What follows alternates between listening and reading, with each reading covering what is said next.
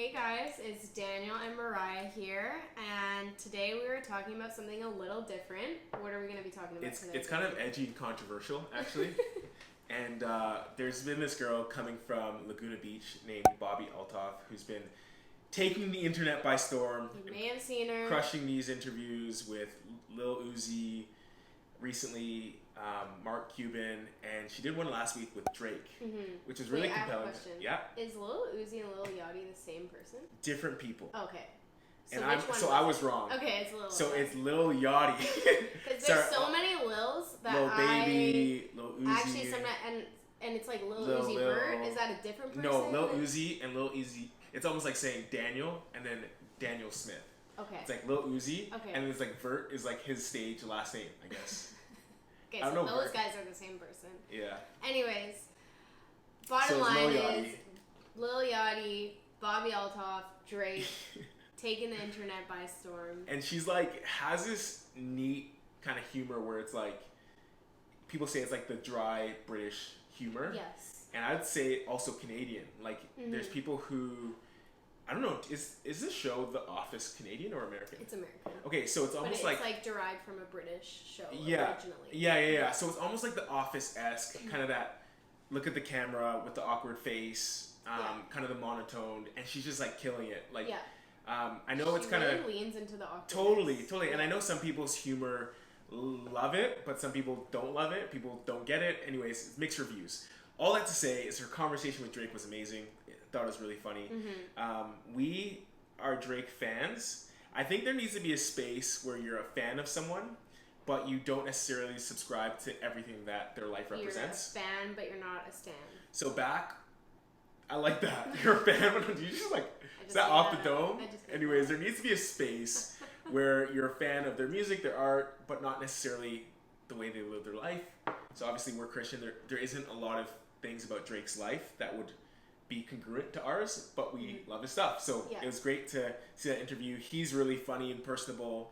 Obviously his body of work is great. And then Bobbi entering the scene, interviewing him in what seems to be his bed, was just like a funny thing for us to watch. Yes. It was just under an hour long, but there was a part of the clip, right? Yeah, so the reason why we want to bring this interview up is because Drake actually kind of exposes some of his thoughts about marriage and marriage in society today. Yeah. And so what we're going to do is watch that clip of the video with you guys and then offer some commentary on it. Yeah, so we're going to have a conversation about this clip. It will be starting at around 2:25:16 going to like 26:40-ish. Anyways, let's start this. Why didn't you get married? I don't know. It seems like not too, like, I don't know. It seems like a thing of like ancient times or something. Maybe. You're never going to get married. You just said that earlier. So I love that he said that because I think that embodies a lot of what culture feels like marriage is. Yeah. Like it's an ancient thing. Yeah. What do you think? Like, I feel like it's funny he said it's an ancient thing. It's because marriage is an ancient thing, but why does that make it something that you disregard? Yeah. It's like when things are ancient or things of like that have stood the test of time, they're usually like that for a reason. Yeah. Like I think of like our criminal justice system, or even the idea of a court or a judge. That's an ancient thing. Or I think of like the buying and transfer of property. That's an ancient thing. I think of rules and laws. I think of a lot of different things that we like. Think of childbearing and raising a family. Like that's an ancient thing. But just because something is ancient doesn't mean, I don't know, what do you think? Like, yeah, I think just because something's ancient doesn't mean we need to like disregard it or not do it anymore. Yeah. Something I even think about is like medicine. Ancient medicine is something that people in the West have really been drawn towards lately because our new medical system maybe has failed them in some ways. And so they're going back to these tried and true practices. And that's what I believe marriage is. It's a practice that's tried and true. And humans can make messes of it for sure. We see that in divorce rates and stuff like that. But I don't think that means we abandon it altogether. Yeah, so Drake, we love you, man, but that doesn't fly with us. Ancient doesn't mean bad. Let's keep watching. You said you were going to get married to someone who wasn't famous earlier. Yeah. So I think I will eventually. You asked me why haven't I gotten married? Yeah. Okay, I love that he says here, he's like, oh yeah, I'll get married eventually. What do you think about that? Yeah, I think that, like, we have to look up how old Drake is. I think he's around 35, 36. Yeah. So it's kind of like, what is eventually? Yeah. And it when seems like the plan? It seems like he's like really living into the 30s are the new 20s. Yeah. It's like, bro, you're almost 40. When are you gonna get married if you're not getting married now? Also, I thought it was interesting that earlier in this interview they talk about Beyonce and Jay-Z being married, and then he says it's something of ancient times. Yeah. So it's kind of like, but Beyonce and Jay-Z are like some of the most relevant celebrities in our culture today. So. Yeah, I find it interesting for sure. It's like, I find that our culture is like almost disposed towards delaying responsibility. Yeah. It's like people are staying home longer. People are like taking extended gap years after high school and leading into university. People are slower to the market. Studies are showing that Gen Z are slower to actually getting jobs and leaving the home. And it just feels like this mindset is very much so pervasive in culture. But it's kind of like there comes a certain point where you realize that fullness of life is found on the other side of responsibility. Yeah. I've never enjoyed a weekend more, for example, than I have after a hard, long week of work. So there's this idea of like if you talk to parents, if you talk to teachers, if you talk to people who work hard at their craft, it's most rewarding when they're able to see the manifestation of their hard work kind of completed. Yeah. And so it's just like, you can delay it all you want, but as you delay responsibility, you're also delaying the gratification that comes on the other side of responsibility. You know what I mean? What do you think about that? Like, I guess like what comes to mind is like, I was gonna play it again because Drake goes on to talk about like how work is his number one priority. Yeah. And so like, I wonder if Drake would argue like, I do have a lot of responsibility. Yeah. You know what I mean? He's not necessarily delaying it, maybe delaying it in a relational sense. Yeah. Because he does have a lot of his plate. He does have a lot going on. He does work hard. So what would you say to that? I think that there's something about slowing our life or putting restrictions in our life that actually betters us. So for example, like, I don't eat, I love Skittles, I love the candy Skittles, but I don't eat a pack of Skittles a day because restricting myself in that way is actually better for my teeth. Yeah. I think that when it comes to physical fitness and exercise, there's times where I want to stay in my bed, where I push myself to go out for a run because I know that if I limit my sleep, I can actually free up the time I can give to my physical fitness. Yeah. Similarly, I think that there's a lot of inconveniences that can come about in our life that actually can contribute to a better life for us. So for example, you hear parents say, we're not parents yet, but you hear parents say, when you have kids, it limits you in different ways. I remember listening to one preacher who called his kids limitations. And he was saying it in a positive way, that these limitations actually produce a deeper level of holiness and kindness and self-control and patience in me. So this idea of like, yes, he has responsibility, but sometimes the responsibilities that we have when we're running at a full clip, like my life, for example, when I was single, I had tons of responsibilities. I was working 7 days a week, sometimes 80 hours a week, just going. But my life is far more full and rewarding and rich and developing from my heart and mind now that you're a part of it. So my Fridays and weekends look different because we've chosen to take a full day of rest. But in general, there's something to be said about inviting someone to infringe upon your schedule and space. And it's kind of like a different version of responsibility that really develops the character and heart of an individual. But those are my thoughts. Sweet. Okay, let's keep watching. I don't know. I don't think I can offer somebody what they'd be looking for right now. Just consistency. I think my life, my work is my priority. Mm-hmm. So then I wouldn't want to not be able to sleep around. Contribute as a partner. Sleep around.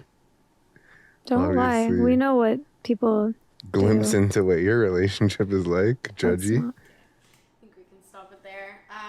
I really like this part of the interview because I think that it shows Drake's self-awareness. I think it shows that he knows he's not ready or willing to give up certain freedoms he has in life. And it shows that he knows what marriage means. Yeah. And it means changing your life in some way. Yeah. And so he's really made that decision to not get married. I think more people need to be, one, honest with themselves, like Drake is. Yeah. In culture in general. Mm-hmm. But I also think that more people need to have friends like Bobbi who will challenge, because she was pretty like, oh no, you just want to sleep around. Just like calling him out. Because I think more people would be benefited by like just friends asking friends hard questions. Mm-hmm, mm-hmm. What was that thing? There was like this thing going around where it's like when you have that toxic friend that will like be in your corner no matter what, and someone's like confessing like murder, and they're like, oh, it's not that bad. Everyone does that. That's textbook. But I feel like there's a lot of friends like that in the world, and not a lot of friends who are asking the hard questions like that's Bob true. In the world. That's true. Yeah. So as much as like I support Drake's self-awareness, I still think, work being a number one priority, maybe the way he's choosing to live his life, I don't necessarily agree with, but I appreciate the self-awareness. Yeah, I think that, like, at a point, self-awareness without action that's productive is like looking in the mirror, seeing, like, something that's off with your face, or, like, mustard on the side of your lip, and then going away without touching the mustard. It's always mustard. It's always mustard. And so it's like for Drake to say like, my work is the priority, I'm going to push marriage till later, I don't want to bring someone else in my life. It's like, oh, maybe the thing that you need is bringing someone into your life. You've again, it's not my place to say when someone's reached a certain level of success where they should be content, but there is a point where you start developing in different areas. Maybe because you've hit this certain level when it comes to your career, maybe it's time to invite someone else into your life to like develop another part of yourself, because the reality is we're at our best when we're being developed through relationship, through friendship, through community. More well-rounded. Yeah, I thought that was a really good bit there. Judge Larry. Don't call me Larry. Larry. So you don't want to get married because you want to sleep around? Well, no, I don't want to get married because like I just don't want to disappoint someone, and like I'm not like Amish. What do you have against Amish people? I don't. It's just like I needed something to rebuttal the fact that you're saying that I'm basically like a thought. You are. Oh, you know what a thought is. I've heard that word. Yeah? Mm-hmm. I love that. First of all, I love that he keeps calling her Larry. That's yeah, it's so funny. That was interesting. I think what I want to comment on is the fact that he said basically marriage is just for Amish people. And I love how Bobbi doesn't respond by saying marriage isn't only for Amish people, but instead she goes, what do you have against Amish people? She could have said like, I'm married. Yeah, like and I'm not she's married and she's not Amish. Beyonce's married and Beyonce's not Amish. Yeah, but there's this thing where it's like marriage is restricting. Yeah. I feel like that's a common narrative. Yeah, but the reality is like marriage can also be freeing. Like think about the people who go time and time again to the club on the Friday or Saturday night looking for someone or looking for something to fill that void that really is like crying out for connection and intimacy, but they end up either going home with someone and realizing that that hookup was actually empty, or they don't go with anyone, and they feel like I'm still lonely. And I find that at least since we've been married, you can speak for yourself, but I feel this deep sense of like I don't need to go out, I don't need to chase after like a relationship or a high. You know what I mean? Because we have that freedom within our relationship. I wonder if like a lot of the freedoms people talk about is like really just a chasing after something that you receive within marriage. Is that what you're kind of saying? Yeah, I think so. And I don't think marriage is restricting. I think even like us being married in our 20s, I was 24, you were 22. I feel like I was my decade of my 20s has been significantly better post-marriage versus pre-marriage. Like, we've been able to travel together, we've been able to go out at night for dinner or drinks together. Like, there's so much that we're able to do because there's that safety. I don't feel like, oh, I'm chasing after something when I go out. I feel like, oh, I have a sense of stability and comfort and security. I can relax. Yeah, almost. exactly. Yeah. Anyways, we love this interview. We thought it was hilarious. We thought it's not only was it hilarious, but it actually spoke a lot about our state today. Our, like, the state of society and how society thinks about marriage. Yeah, and I think it was like almost like a satirical way to like really comment on the real state of culture when it comes to marriage, when it comes to weddings. We constantly want to facilitate conversations that we wish we could listen in on. So continue the conversation in the comments, because we believe that the best conversations won't be the one that's happening here, but will be the ones that continue in the comments. Thanks so much for joining us. If you haven't already, like and subscribe. Because we love that. Because that's what you're supposed to do when it comes to YouTube channels. So we're excited to grow this community. Thanks for coming along for the journey. Talk to you next week.